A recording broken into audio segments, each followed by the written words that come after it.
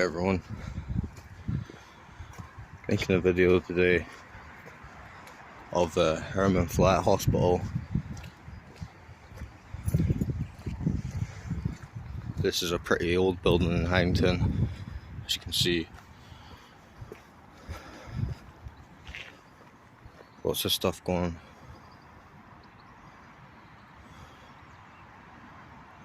on up here. This building is out of use now, and they're going to shut it down. They're going to destroy it or change it into something else, sell it. Either way, it's not going to be a mental health hospital anymore. And so I thought I would take some footage and give people a rundown, because there isn't much information or footage on it.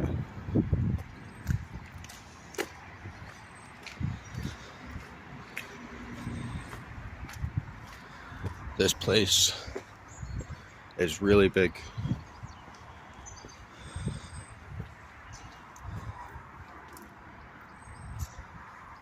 And it encompassed a wide variety of different therapies, treatments, facilities, all that sort of thing. And in the past couple of years, or even in the past 10 years, slowly but surely, the government has cut all of the funding for mental health services, cut all the funding for Hermandflat, until eventually they just shut it down. Now, I think this is an important video to make, especially during these times of the pandemic. Mental health is becoming a much more broad issue. It's affecting more and more people.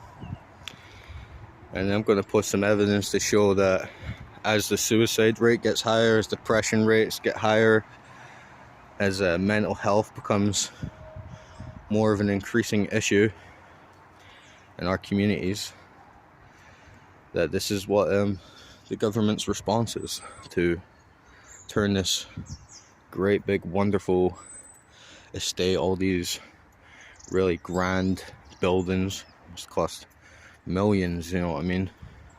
Must be valued worth millions, this place, for all the space that you've got here, all the stuff that you can do.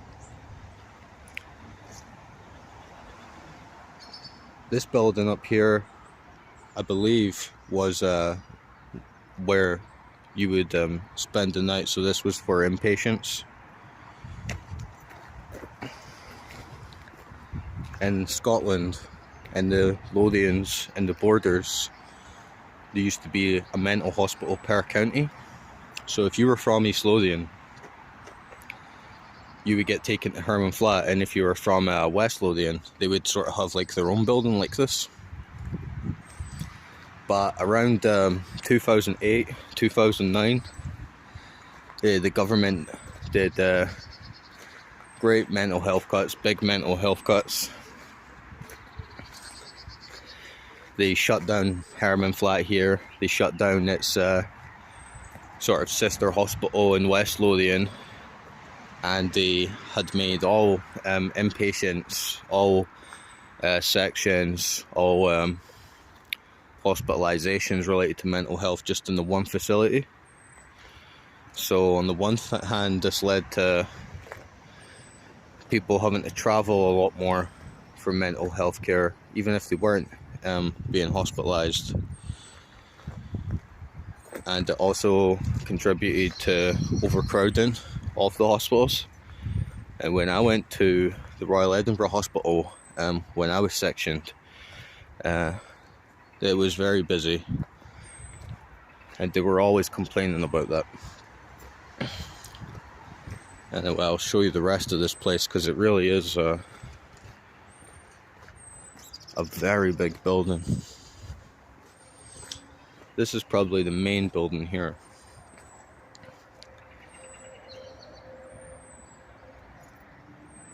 catering and logistics, meeting room, nursing administration, inquiries, community learning disability team, scrapped.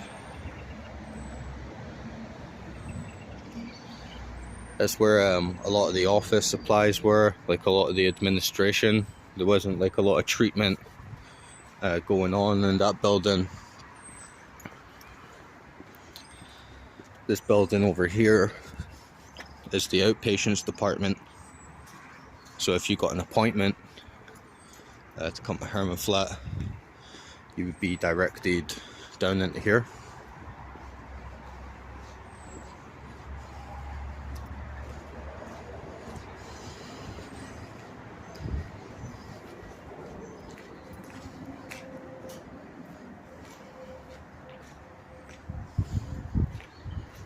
Used to be a big, like, sealed up block door with the mag locks on it, and you would push this buzzer. Wait a bit, go into reception.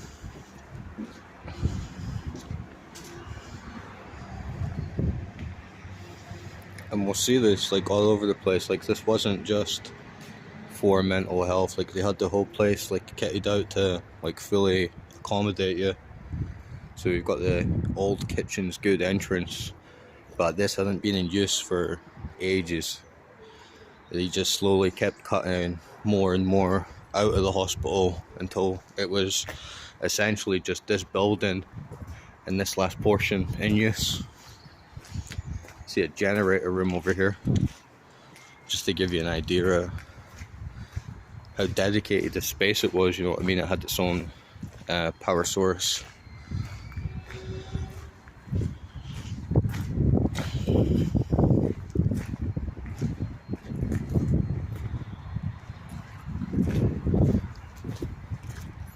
Over here in this building, this was the Community Adult Mental Health Services. They called it CAMS. And it was never good news for anyone.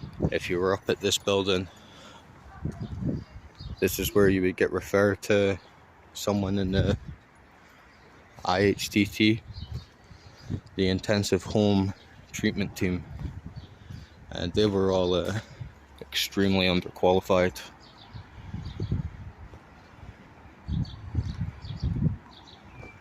And a lot of psychiatric and therapy institutions, you know, academic societies and regulatory boards setting up ethics systems and all that sort of thing. Most of them recommend that to be a qualified mental health professional, you should be a doctor. You should have at least a degree, but you need to go through many years of training, normally 8 years. But the Scottish government, in their attempt to cut back, the only thing that you need to be a qualified mental health professional in Scotland is an SVQ3, which takes you about 6 weeks to get. It's not instated by any formal university or academic institution. It's sanctioned by the Scottish government themselves.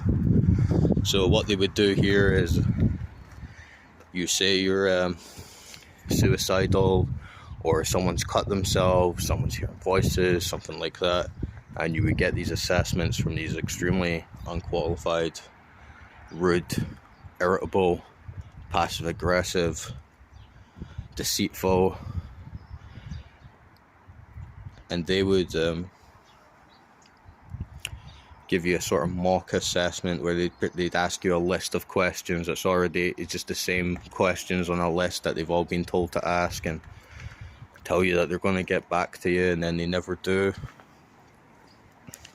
This would be like your first step if you ever got referred to Hermandflat. You would be in here, and then you would be on a waiting list, which can take years, take over 2 years. And it's a real shame to see such a great building with so much stuff on it. This is their whole back green of the estate. Just think of the potential that this place could have as a resource for dealing with mental health, and it's just not utilised.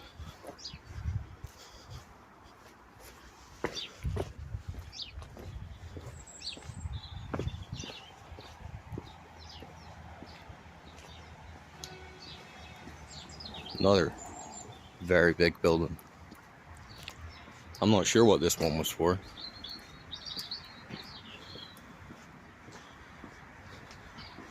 But you can see how much effort and attention was put into it at one time. How important it was seen as. And then slowly shut the entire thing down. I apologise for any noise in the background, guys. It's a windy day and a hospital's near a main road, so here's the back of the CAMS department.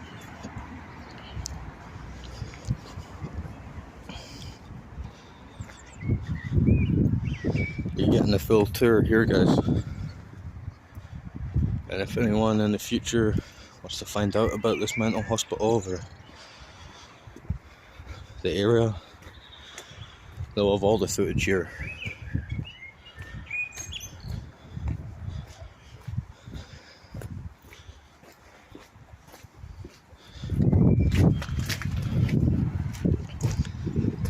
Personally, my experiences with this place have always been negative. Every time having to come up here has been a waste of time, ineffective. And I know from many other people in my community that they had a similar process. Unfortunately, for the most part, to see a professional, you have to be very high priority, and even still you'd be waiting an extremely long time to see someone who's actually studied psychology. Until then, you'll get passed around the so-called nurses and that sort of thing, to this service, to that service, and they don't have anything available. But they used to have all sorts of therapies available in this hospital. Like you can see here, we've even got some miscellaneous things like a sewing room. You've got occupational therapy, you've got recreation and social therapy. You had art therapy available here, and that's all gone. All slowly scrapped, replaced with a one-size-fits-all CBT treatment. With a whole building for occupational therapy. You have wards all around the place.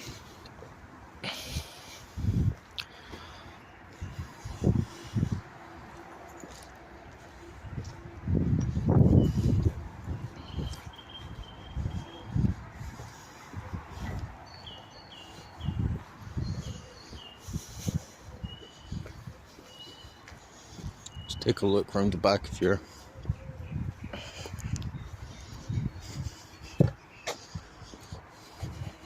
It's a very nice place. Even with all the boards all over the windows and everything like that, it's still a nice place. It's still like a nice ground. Just see people walking their dogs out here. And for the most part, this whole grounds is now a place for teens to come at night and drink and smoke and all that. People walk their dogs, but it's just such a waste of like how much potential, how much production was put into this place. These are like storage facilities. I'm not quite sure like what these are, but they look like massive like metal tankers, like boilers or something like that. And you had different types of facilities in here, you know. Like you saw, you had the sewing room. I think that was in there. They had art therapy, so they had music therapy as well at one point. So there would have been buildings, there would have been places where, even just places where people can express themselves or find other things that they're interested in, just different types of therapy. A place that was genuinely invested, even if it was just on an experimentation level of like trying to find things that would work for different people.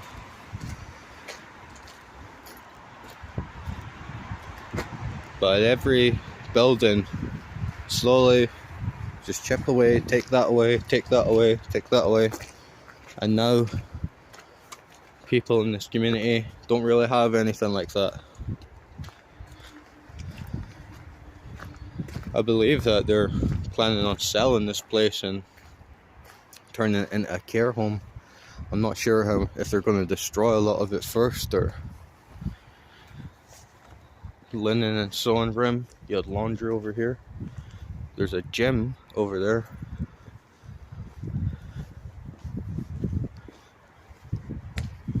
And to be fair, I imagine when they stopped admissions into the hospital, like overnight, a lot of these facilities lost a lot of their purpose. But it doesn't really excuse of like shutting down the place to begin with, or not coming up with different ideas of how this could be of use to the community. They just shut it down, and for decades they just kept it, now you can do nothing with it. And now it just sits there rotting, whilst there are people out there even that are homeless in this country. And they let big, huge buildings like this rot for years.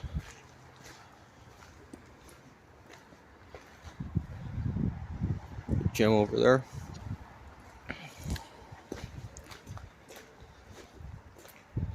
Fire training unit over here. This is where the kids and stuff were smoking and drinking a lot, and they've even knocked over the side of the wall because you can't even use the place like a derelict building. I suppose they don't even want you to do that with it. Just want to keep this place completely empty.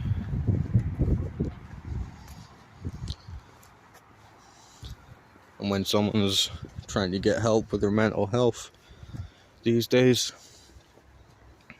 there isn't any of this stuff available to them. It's one size fits all.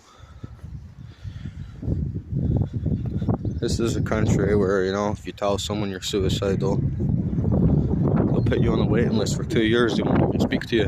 They won't even talk to you or anything. It would be convenient for them if you died. If you did kill yourself, they would say it's got nothing to do with them.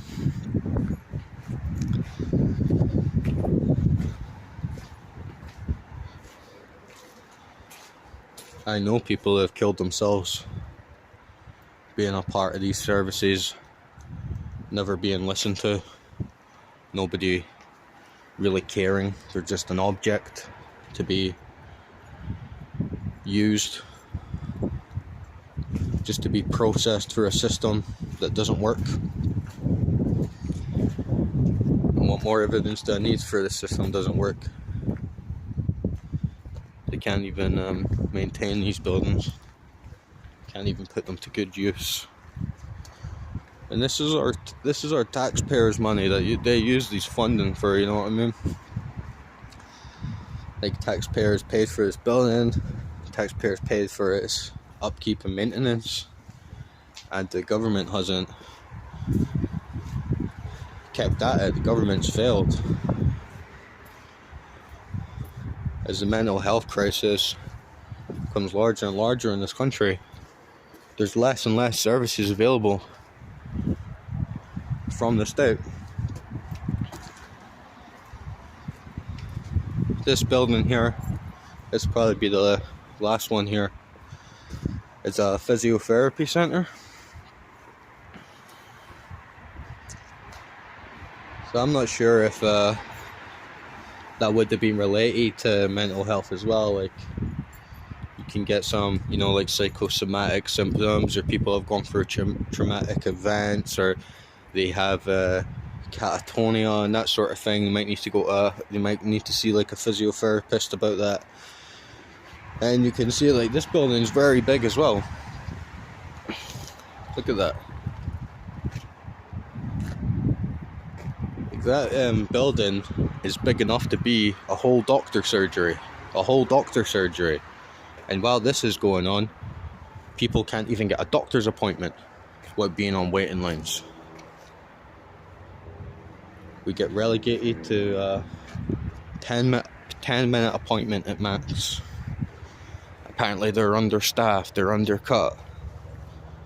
Well, here it is for everyone to see.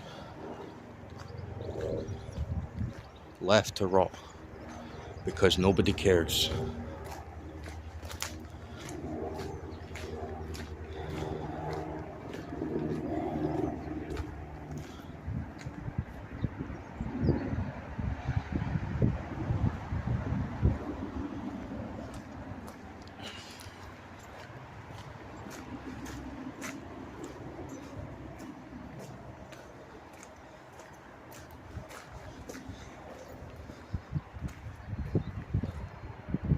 So care services here, community midwives. It wasn't purely and always a mental hospital, but it developed into that. And they have created a new hospital within this town, but it is all for physical problems. It's not an A&E, it's not an emergency, but it's like a general hospital. And none of that is devoted to mental health. It's all physical problems and things like that.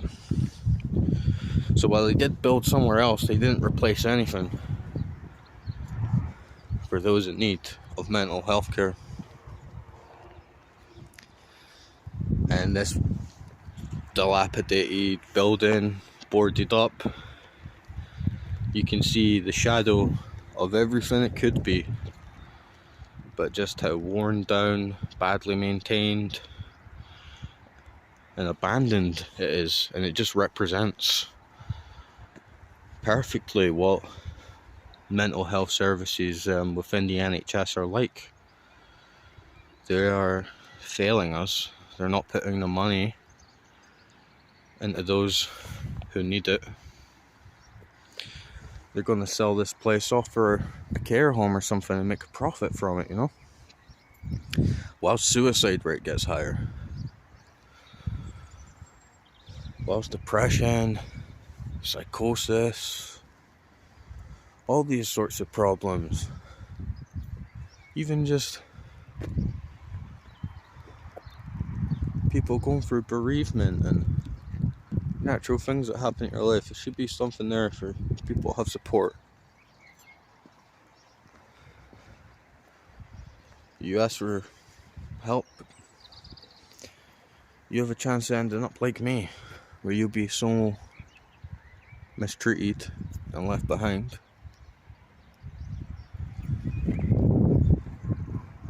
that you'll wake up to everything that's going on.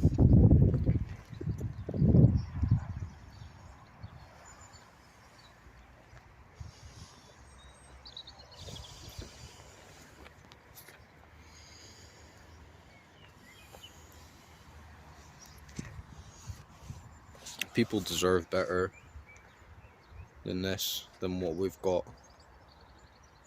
This place shouldn't just be left to rot. It shouldn't be sold either. It should be used for the people. Our community should find a way to use this building for mental health benefits, for mental health purposes. Even if it's not therapy, even if it's not doctors, there should be schemes and programs here that people can attend like there used to be.